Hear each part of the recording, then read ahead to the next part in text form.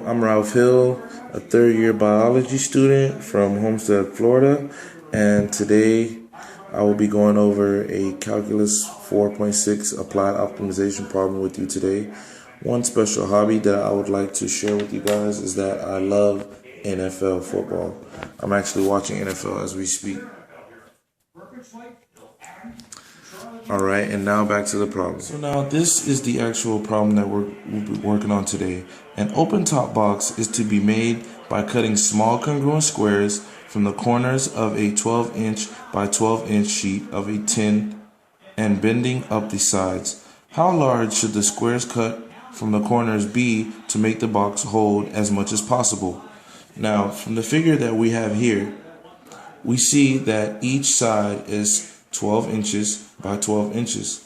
Now, first of all, we have to find the volume equation, which is V is equal to length times width times height. Now, we can see from the diagram that our length is 12 minus the x's that will be cut out and bent. So that will be our volume equation will be 12 minus 2x for the length, as well as the width. And x will be our height due to the fact that the sides are going to be bent up. And once you FOIL that, you will get 144 minus 24x minus another 24x minus 4x times our height. And our volume equation will then come out to be 144x minus a 48x squared minus a 4x cubed. So the first thing we need to determine is the domain of our figure, and that will be x is less than or equal to 6 due to the fact that a 6 will make our side 0.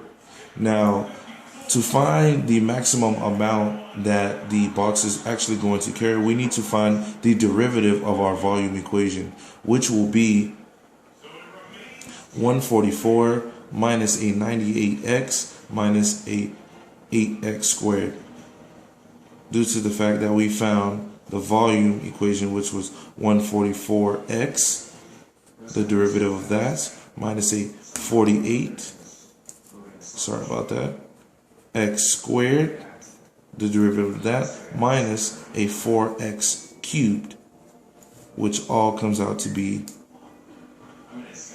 144 minus 96. And I believe I made a mistake here. Sorry about that. The derivative of 4x cubed would be 4 times 3 would be 12x squared. So now we're going to start by finding the derivative of our actual volume, which will help us understand how much the actual box can hold at its maximum value. So now the derivative of 144x would be 144 minus a 96x,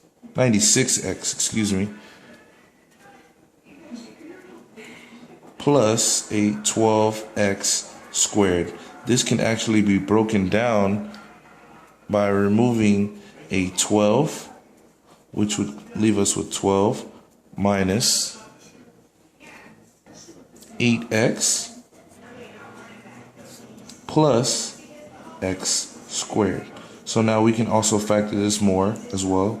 So it'll be 12 times factors of 12 that will give you a sum of 8 will be 2 and 6. And you will put your x here, x here. Now the product is positive and the sum is negative, which would make both of these minus. Because negative times a negative will give you a positive x squared, and a negative 6 and a negative 2 will give you a negative 8, as well as the product of negative 6 and a product of negative 2 will give you a positive 12. Now that we've factored our derivative, we will find the zeros and set 12 equal to 0, which we know cannot equal 0. Set our 2 minus x, sorry about that, equal to 0, which you know will equal 2, x will equal 2, and set our 6 minus x equal to 0, and x will equal 6. So our domain is x is less than or equal to 6. So 6 can actually not be in our domain due to the fact that it's an endpoint value. So now we will plug in 2 to find the maximum volume. So plug in 2 into the original equation. So V is equal to 144 times 2 minus a 48 2 squared plus 4 2 cubed, which will give us 288 minus 2 times 4.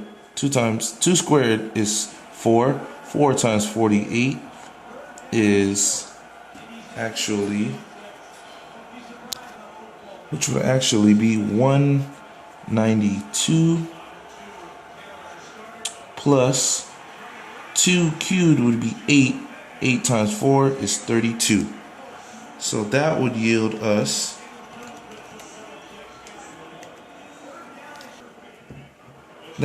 actually yield a volume of 128, which would be our maximum volume in inches cubed.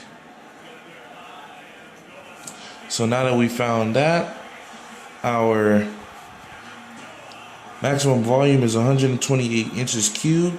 Our endpoints would be from 0 to 6.